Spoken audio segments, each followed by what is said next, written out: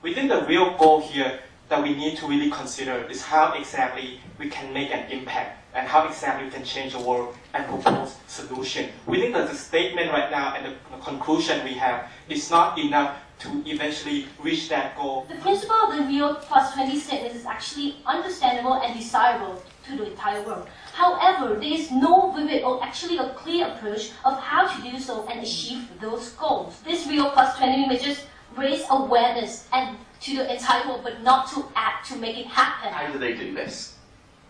Well, first of all, they're adopting a very holistic view. They're not just looking at governance, they're not just looking at people on the ground, they're looking at everybody involved. So we need to involve governments in achieving peace. We need to involve civil society. We need to involve private sector. We can distinguish here between what is called de jure power, that is power attributed by law. Presidents, ministers, lawyers, and not lawyers, sorry, mayors and judges hold this kind of power. And we have power, we have what is called de facto power, that is power attributed by possessions and resources. People who hold power by law usually depend on those who hold the resources.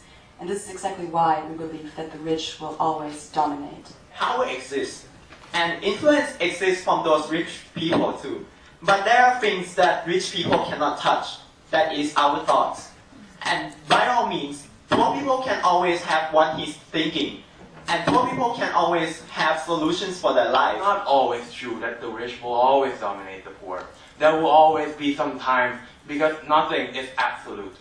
There will always be an instance where power shifts in favor of the poor, in favor of the rich.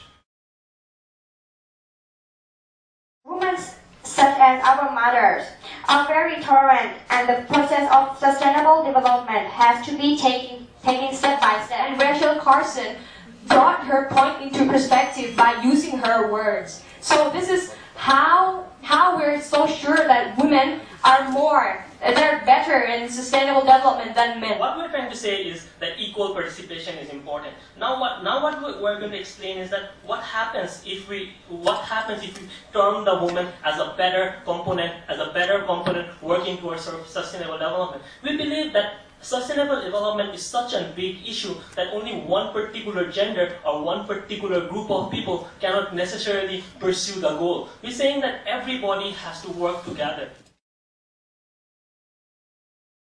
The Rio Plus 20 statements are a benchmark in a global discourse on how we want to maintain our planet. Via massive media reporting, the rich and the poor, the young and the old, in fact, all those who are affected by climate change, all those learned and participated in the discussion on how to solve the world's most pressing challenge, climate change. We are creating an illusion for the people within the society. Just because we have a meeting, just because we have the summit, just because we have, statements where people agree on what needed to be done, but no one is really acting upon it, doesn't necessarily mean that it's now the time for us to be celebrating the success of Rio Plus 20. You need a large impact. You need a big impact. And as long as you don't have any actions, then there would have no consequence. Those impacts will never come as long as you don't have any actions implemented into the policy. So we see that as of now, as there are no clear steps of Rio Plus 20,